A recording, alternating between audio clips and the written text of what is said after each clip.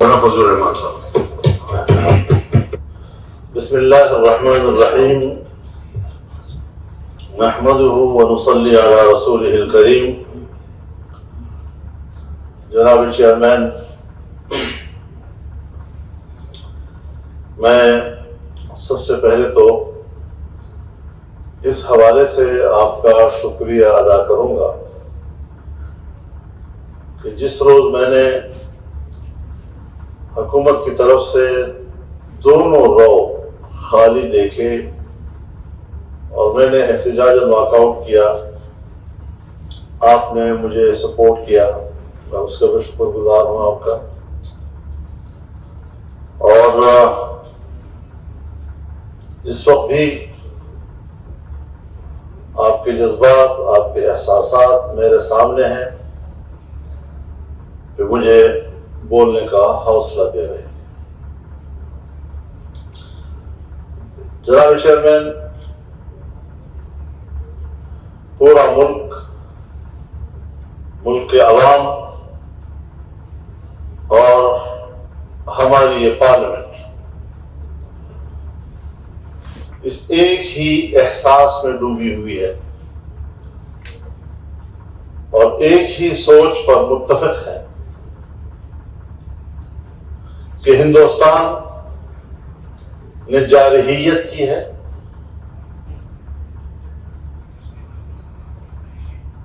پہلگام واقعے کو بنیاد بنا کر اس نے بلا تحقیق انیوا پاکستان پر الزام دھر دیا، اپنی سیکورٹی فیلئر کا پورا ملبہ پاکستان کے اوپر گرایا اور پھر اس نے ہمارے ملک کے سویلین علاقوں پر اور ہمارے مذہبی مراکز پر راکٹ برسائے، یہ کہہ کر کہ یہ دہشت گردوں کے مراکز ہیں. یعنی دنیا تو مذہب اور مذہبی طبقے کو دہشت گرد کی نظر سے دیکھتی ہے، لیکن ہندوستان نے عملی مظاہرہ کیا اور انہوں نے ہمارے مساجد کو نشانہ بنایا. مساجد کے قرب جوار میں رہنے والی فیملیز ان کو نشانہ بنایا. کشمیر کے اندر ہمارے سویلین علاقوں کو انہوں نے نشانہ بنایا. ایل او سی کے اوپر انہوں نے سویلین لوگوں کو نشانہ بنایا اور پھر صراحت کے ساتھ کہا کہ ہم نے پاکستان کے فوجی مراکز، فوجی اثاثوں پر کوئی حملہ نہیں کیا، ہم نے جو حملہ کیا ہے وہ دہشت گردوں کے مراکز پر کیا ہے. جناب اسپیکر، میں اس طرف آپ کی توجہ مبذول کرانا چاہتا ہوں، پورے ہاؤس کی توجہ اس طرف مبذول کرانا چاہتا ہوں کہ وقت نے ثابت کر دیا کہ مذہبی ادارے جس کے خلاف ہم نے ہمیشہ شکوک کا اظہار کیا، ان کی ملکی اور قومی وفاداری پر سوالات اٹھائے، نیشنل ایکشن پلان کے ذریعے ایک امتیازی رویے اور پالیسی کو اجاگر کیا. آپ نہیں مان رہے تھے لیکن ہندوستان نے آپ کو منوایا کہ مسجد اور مدرسے کا جوان پہلی صف میں فوج کے ساتھ مل کر لڑ رہا ہے، اس لیے فوج کو بعد میں نشانہ بنایا، مذہبی مراکز کو اول نشانہ بنایا. ان حقائق کو تسلیم کرنا پڑتا. یہ تاریخ کے صفحات ہیں جس کو آج ہر شخص پڑھ رہا ہے اور آنے والی نسلیں اس کا مطالعہ کریں گی. ان ساری باتوں کو ہمیں سوچنا پڑے گا. میں اس حوالے سے ضرور یہ بات عرض کرنا چاہوں گا کہ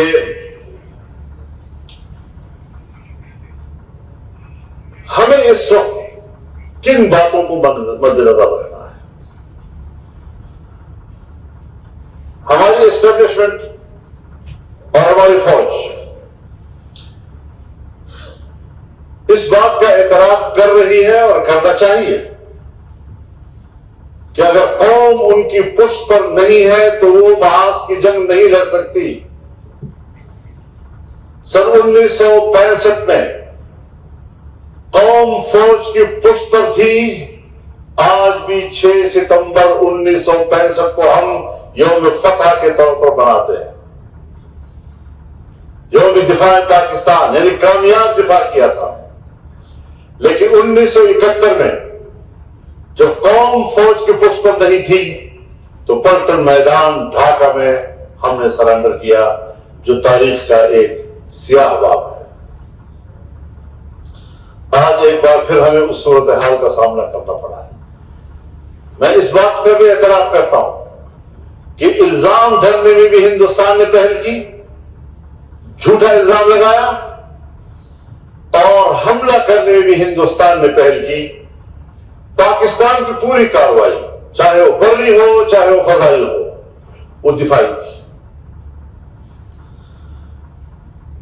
اور جس بھرپور انداز کے ساتھ پاکستان نے دفاع کیا ہے، تاریخ ہمیشہ اس کو قدر اور احترام کی نظر سے دیکھے گی۔ اور آج پارلیمنٹ کے اس فلور پر میں انشاءاللہ پورے ایوان کی نمائندگی کرتے ہوئے یہ کہنے کی جرات کر سکتا ہوں کہ پاک فوج کو ہم خراج تحسین پیش کرتے ہیں۔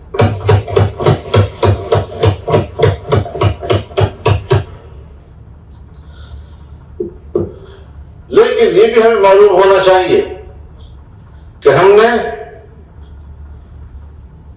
جس جنگ کا آغاز اب کر لیا ہے، دفاعی پوزیشن میں کیا ہے، کر لیا ہے، سو ہم آج بھی دفاعی پوزیشن پر محاذ جنگ پر ہیں، اور محاذ جنگ کی صورتحال بدستور برقرار ہے۔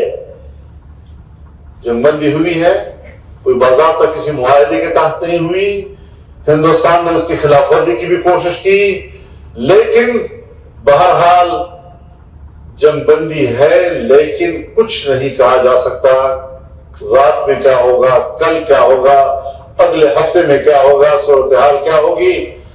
آج بھی ضرورت اس امر کی ہے کہ ہم اس قومی یکجہتی کو برقرار رکھیں، اس کو استحکام دیں، اس کو دوام دیں، اور ہندوستان پر یہ واضح کریں کہ پاکستانی قوم ایک صف میں ہے۔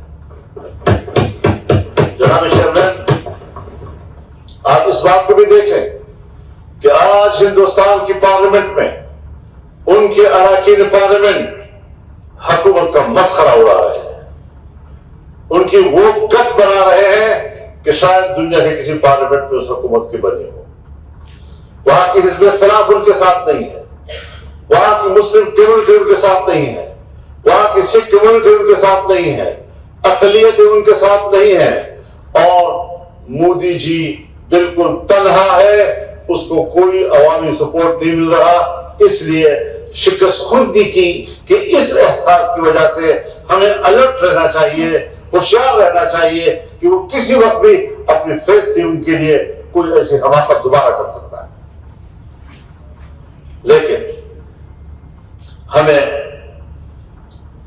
ان حالات میں داخلی یکجہتی پر بھی نظر رکھنی ہے، ہمیں جغرافیائی حوالے سے بھی اس یکجہتی کی طرف دیکھنا ہے۔ چائنا ہمارا پڑوسی ملک ہے، 77 سال کی طویل دوستی، مضبوط دوستی، گہری دوستی، بلند دوستی، میٹھی دوستی، آج وہ ہمیں جہاں سی پیک کی صورت میں وہ دوستی اقتصادی میدان میں داخل ہوئی، آج وہ دوستی دفاعی میدان میں بھی داخل ہو چکی ہے۔ ہمیں اپنے اس پڑوسی دوست پر اعتماد کرنا چاہیے، اور یورپ نے،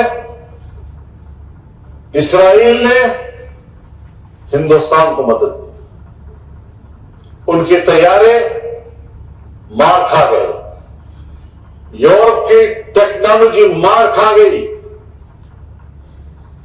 ہندوستان نے یورپ کی ٹیکنالوجی پہ اعتماد کیا، آج ان کی ممبران کہہ رہے ہیں کہ ہمارا ریفل تو کٹ کٹ کٹ کٹ کر کے گر گیا، ان کا مذاق اڑ رہا ہے۔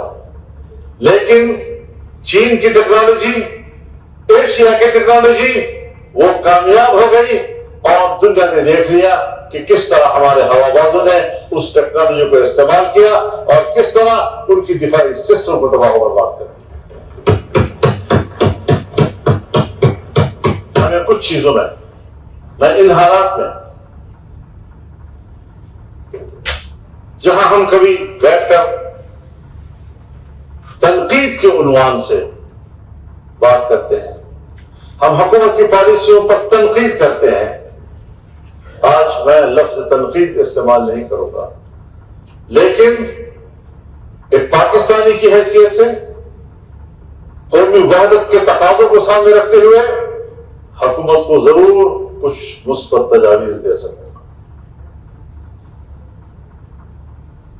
یہاں تذکرہ ہوا وزیرستان میں آج ڈرون کا، کیا فوج کا ایک محاذ پہ انڈیا کے ساتھ حالت جنگ میں ہونے کا یہ تقاضا ہے کہ ہم ملک کے اندر بھی لڑیں؟ ہماری فوج کیا کسی اور محاذ پر لڑے؟ یہ جنگوں کا تقاضا ہے؟ کیا جنگیں اس طرح لڑی جاتی ہے؟ جناب رسول اللہ صلی اللہ علیہ وسلم نے مکہ سے ہجرت کی، پہلا دشمن مشرکین مکہ،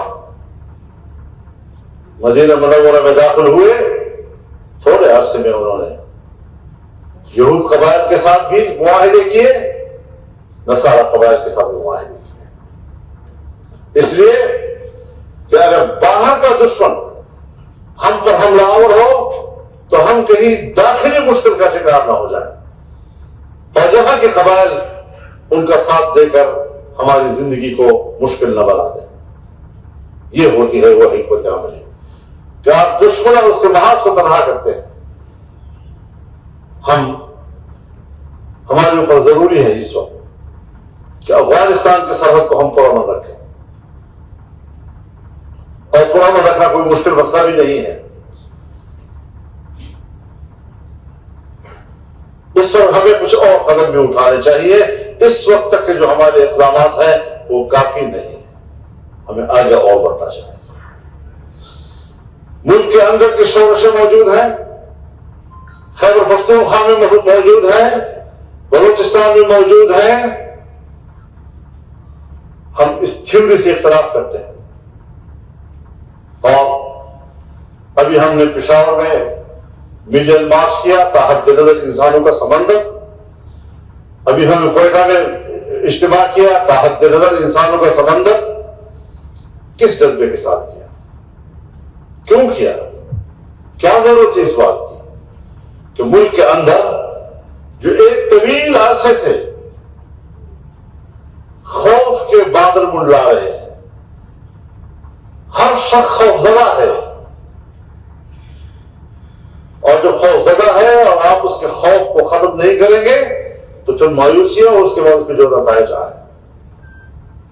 ہم نے قومی یکجہتی اور قوم کے حوصلے کو بلند کرنے کے لیے خطرات کو مول لے کر پشاور کی طرف بھی کر دکھایا۔ ہم نے بلوچستان کے حالات کو سمجھتے ہوئے وہاں کے خطرات کو مول لے کر جلسہ بھی کیا، اور دنیا کو پیغام دے دیا کہ بلوچستان کی قوم بھی زندہ ہے اور خیبر پختونخوا کی قوم بھی زندہ ہے۔ کوئی خوف نہیں تھا۔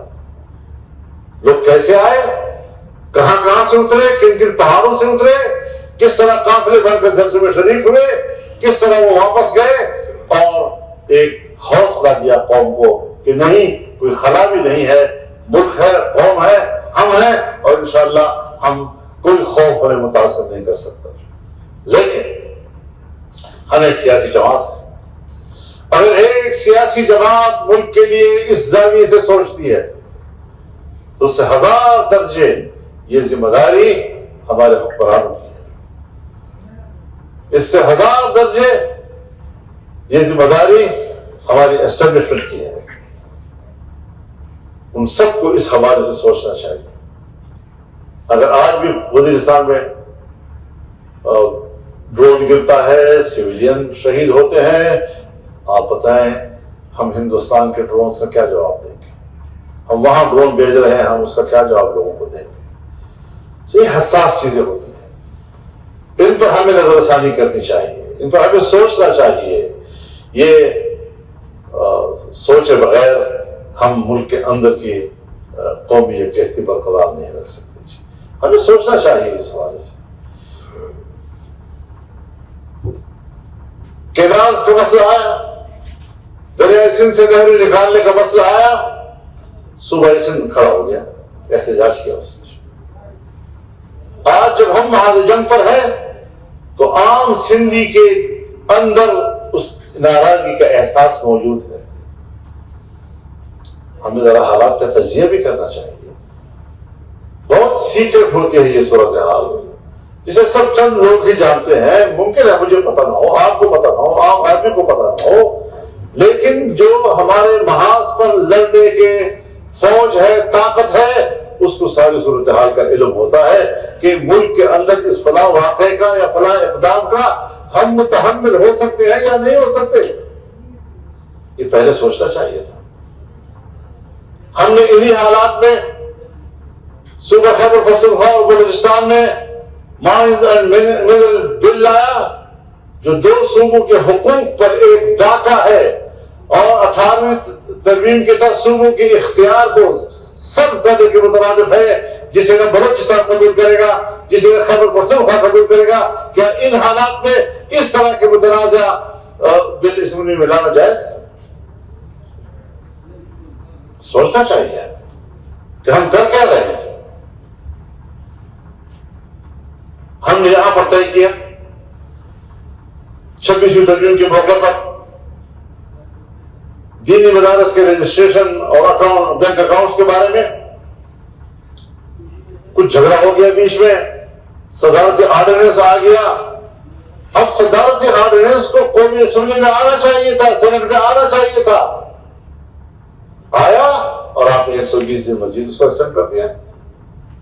ہر چیز کو لٹکانا اور یہ خیال کرنا کہ بس پھنسے ہوئے ہیں، یا کیا کر سکیں گے کیا نہیں کر سکیں گے. حضرت ہم بہت کچھ کر سکتے ہیں، بہت کچھ کر سکتے ہیں، لیکن ہمارا خیال یہ ہے کہ برہم نہ ہو عالم کا نظام. کچھ سوچو تو اس بات. آج جب گزشتہ کل کسی ایوان میں بچوں کی شادی کی عمر کا سوال پیدا ہوا، 18 سال سے کم بچے ایک دوسرے سے شادی نہیں کر سکتے، اور اگر کریں گے تو جرم ہوگا. یہ بل لانا یہ موقع ہے اس کا. میں ایک پاکستانی کی حیثیت سے جہاں پر آپ کے ساتھ کھڑا ہوں، ملک کی دفاع کے لیے کھڑا ہوں، صف اول میں کھڑا ہوں، ملک کے لیے قربانی دینے کے لیے تیار ہوں، وہاں آپ ایک ایسا بل لائیں گے جو میرے نزدیک وہ شریعت کے مطابق نہیں ہوگا. پھر تنازع پیدا ہوگا. پھر آپ کہیں گے ملک کن حالات میں ہے مولانا صاحب، یہ کیا کر رہے ہیں اس موقع پر. یہ سوال میرا ہے کہ ملک کن حالات میں ہے اور آپ کیا کر رہے ہیں.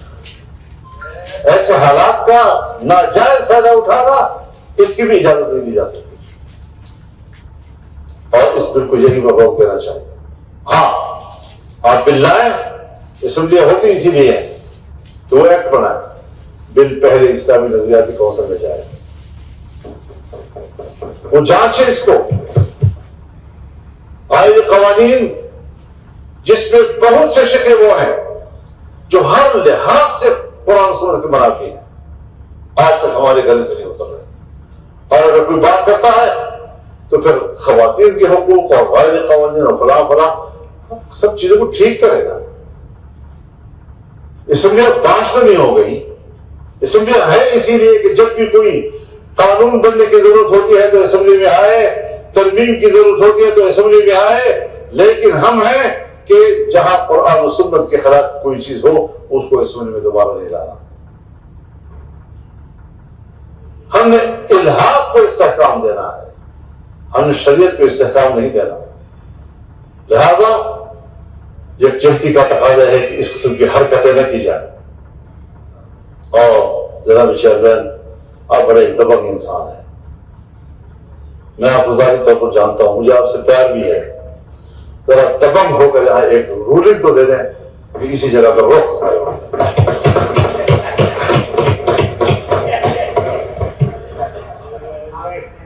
ہمت کرو جی، ہمت کرو، ابھی رولنگ دے دیں، کرو تو اس کو خیریت ہو جائے گی. آپ کی رولنگ اس وقت بہت کچھ کر سکتی ہے، ملک کی یکجہتی کے لیے کر سکتی ہے. آپ دبنگ آدمی ہیں، نہ اپنی پارٹی کی پرواہ کرتے ہیں، نہ میری پرواہ کرتے ہیں، نہ کسی کی پرواہ کرتے ہیں. بہت شکریہ مولانا صاحب، شکریہ. یہ کہتے ہیں جنت حاصل کریں. جسٹس صاحب جو ہے آپ کے لیے فکر مند ہیں. تو یہ چیزیں بڑی سنجیدہ سوالات ہیں ہمارے ہم، سنجیدہ تجاویز ہیں. ہم نے اس وقت باہمی دشمنیوں کے متحمل ہیں، نہ ایک دوسرے کے گریبان میں ہاتھ ڈالنے کے متحمل ہیں. ہم یکجہتی کے اس وقت محتاج ہیں. ہمیں ایک ایک گھر کا دروازہ کھٹکھٹا کر بھی اس سے یکجہتی کی بھیک مانگنی چاہیے. لیکن یہ عجیب بات ہے کہ ہم ایک طرف بوری میں غلہ ڈال رہے ہیں، آپ نیچے سے سوراخ کر کے اتنے غلہ نیچے سے گزر رہا ہوتا ہے. تو کس طرح بوری بنے گی؟ یہ ہے وہ صورتحال کہ جس پر ہمیں بہت سنجیدگی کے ساتھ سوچنا پڑے گا اور یہ اقدامات اس میں احتیاط برتنے پڑیں گے. یقیناً بدامنیاں ہیں. ہمارے پارٹی کے کتنے لوگ رمضان شریف میں کوئی 15 سے 20 نوجوان ہمارے شہید ہو گئے، ابھی بھی ہمارے ساتھی اسپتالوں میں ہیں، ابھی بھی ہمارے ساتھی اغواکاروں کے پاس پڑے ہوئے ہیں، ابھی بھی پڑے ہوئے ہیں. اور ظاہر ہے کہ جن کے پیارے لاپتہ ہیں ان کو حق پہنچتا ہے کہ وہ اپنے پیاروں کے لیے احتجاج کریں. ہم ان کو دشمن کہہ دیتے ہیں. تو یہ مایوسیاں چلتے چلتے بالآخر ریاست کے ساتھ محبت اور دوستی کے جذبے کو کاٹ دیتی ہے. ہمیں اس سب کے سفر نہیں کرنے چاہیے. یہ ملک ہمارا ہے، ہم اس ملک کے ساتھ کھڑے ہیں اور فتوے ہیں لگ رہے ہیں تو ان کو اپنے فتووں سے سروکار، ہمیں اپنے موقف سے سروکار ہے. میں جس جگہ پر کھڑا ہوں کسی دلیل سے ہوں، ہم پورے دلیل کے ساتھ اطمینان کے ساتھ اور شرع سر کے ساتھ اپنا موقف لیے ہوئے ہیں اور اس ملک کو ایک پرامن اسلامی مملکت اور دین اسلام کا گہوارہ بنانا چاہتے ہیں. امن ہے تو ایمان ہے، سلامتی ہے تو اسلام ہے. اگر اسلام اور سلامتی نہیں ہے تو اسلام کا تصور نہیں ہے. اگر امن نہیں ہے تو ایمان کا تصور نہیں ہو سکتا. دین اسلام اور ایمان کا تقاضا یہ ہے کہ امن ہو اور سلامتی ہو. اس مقصد کے لیے آگے بڑھیں، غلط حرکتیں نہ کریں، غلط اقدامات نہ کریں اور ہمیں اس بات پر مجبور نہ کریں کہ ہم پھر مجبور کر احتجاج میں نکل آئے. ہم جان بچانا چاہتے ہیں ان حالات میں، ہم ایک صف رہنا چاہتے ہیں. خدا کے لیے ہمارے جذبات کا احترام کریں. ہم پاکستانی ہیں، ہم آپ کے ساتھ کھڑے ہیں، ہم ملک کے ساتھ کھڑے ہیں، آئین کے ساتھ کھڑے ہیں. اس آئین کا کتنی دفعہ میں حلف اٹھا چکا ہوں، اس جگہ پہ کھڑے ہو گئے. جس آئین کی وساطت سے میں حلف اٹھا چکا ہوں، اس کے بعد بے وفائی کا کیا تصور ہو سکتا ہے؟ حلف تو بہت بڑی چیز ہے. وَإِنَّهُ لَقَسَمٌ لَوْ تَعْلَمُونَ عَظِيمٌ. یہ قسم ہے، اگر جانو تو یہ بہت بڑی چیز ہے، معمولی بات نہیں ہے اللہ کے نام کی قسم کھانا. تو ان چیزوں کو مد نظر رکھ کر ہمیں آگے بڑھنا ہے. میں آپ کا شکر گزار ہوں، لیکن بہتر ہوگا کہ آپ رولنگ دیں اور اس قسم کی قانون سازی رکوائیں اور اسلامی نظریاتی کونسل میں بھیجیں. اگر وہ سمجھے کہ اس کا کوئی قرآن سنت سے خلاف نہیں ہے، میں قبول کروں گا. مولانا صاحب، آپ نے ماشاءاللہ بڑی دانش مندانہ حسب روایت آپ کی باتیں رہی، کیونکہ اس میں 2-4 بار آپ نے مجھ پر مہربانی فرمائی تو میں آپ کو ایک بات بتاؤں. یہ بل آپ کے ساتھی بھی اس کمیٹی میں ہے. یہ بل پہلے آیا انٹیریئر میں. ابھی ایک منٹ میری پاس داخلہ کمیٹی میں یہ بل آیا تھا. میں نے ہی داخلہ کمیٹی میں اس کو جس طرح آپ نے رہنمائی بھی فرمائی, میری ہی تجویز تھی کہ اس کو اسلامی نظریاتی کونسل کو بھیجا جائے. میری ہی سفارش پہ منٹس موجود ہیں. اس وقت یہ بل محترمہ سحر کامران صاحبہ لائی تھی, سیم بل تھا. میں نے وہاں سے داخلہ کمیٹی سے اسلامی نظریاتی کونسل کو ہی بھیجا جو آپ نے ابھی رہنمائی فرمائی. اس کے بعد یہ بل دوبارہ ہماری ایک اور محترم خاتون رکن, انہوں نے دیکھا کہ یہ انٹیریئر سے تو چلا جاتا ہے, جو ہم نے ایک روایت بنا لی کہ جی یہ جائے گا اسلامی نظریاتی کونسل. تو پھر وہاں سے یہ ہیومن رائٹس کے ذریعے راؤٹ ہوا اور یہاں سے پاس ہوا. میں تو خیر موجود نہیں تھا, لیکن اس وقت رولنگ ہوتی مولانا صاحب کہ جب یہ بل پیش ہو رہا ہوتا یا پاس ہوا یا دوران بل تو ہم اس پہ رول کر سکتے تھے. اب اس پہ آپ کے جو بھی خدشات ہیں, اوروں کو بھی ہو سکتے, میرے بھی ہو سکتے. تو یہ بل اب سینٹ میں بھی ہے, وہاں سے بھی اس کو جانا ہے اور پھر پریزیڈنٹ کے پاس جانا ہے. تو جو بھی میں چاہ رہا تھا کہ میں اپنی پوزیشن اس پہ کلیئر کروں کہ یہ بل میری ہی سفارش پہ ایک بار اسلامی نظریاتی کونسل گیا ہے. یہ داخلہ کمیٹی کا ریکارڈ ہے. بڑی مہربانی, بہت شکریہ. اچھا, اب اگر آپ جاگ رہے ہیں شیخ آفتاب صاحب تو کچھ بات کریں گے. اچھا مولانا صاحب کچھ فرمانا چاہ رہے ہیں. تو آپ نے ہمارا کام آسان کر دیا. آپ نے تو بڑی مہربانی کی, آپ نے بتایا اپنے رائے کا, اور یہ کہ منٹس میں موجود ہیں سارے صورتحال. تو آپ کے سب سے آسان ہے کہ اس کرسی پر اس پر بیٹھے آپ رولنگ دے دیں کہ میں وہاں جائے گا.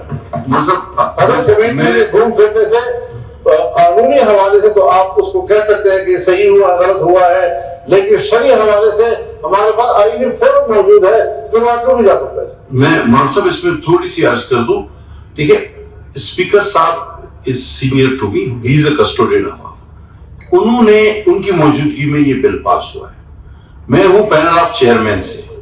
تو میں آپ بتائیے کہ آپ کا ایک فیصلہ کوئی آپ کے جماعت کا چھوٹا رکن تو اس کو ختم نہیں کر سکتا. تو کیونکہ اسپیکر صاحب کی موجودگی میں یہ بل یہاں سے پاس ہوا ہے, اسی لیے میں نے آپ سے گزارش کی کہ یہ بھی سینٹ میں بھی جانا ہے, تو آپ پوری اس کی تیاری کر سکتے ہیں. جی شیخ آفتاب صاحب.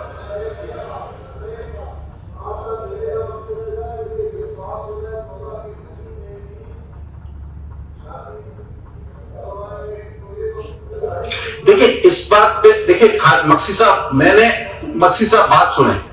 دیکھیں یہ ابھی ہم تھوڑا ڈیبیٹ کو آگے بڑھاتے ہیں. یہ خیر ہم سب کا میرا بھی ایمان ہے کہ دیکھیں مقصد صاحب تشریف رکھیں, یہ میرا بھی ایمان ہے کہ بالغ انسان کو اللہ تعالیٰ کرتا ہے, نادرا نہیں کرتی. یہ میرا بھی ایمان ہے, اس کو جو ہے. جی شیخ آفتاب صاحب. بسم اللہ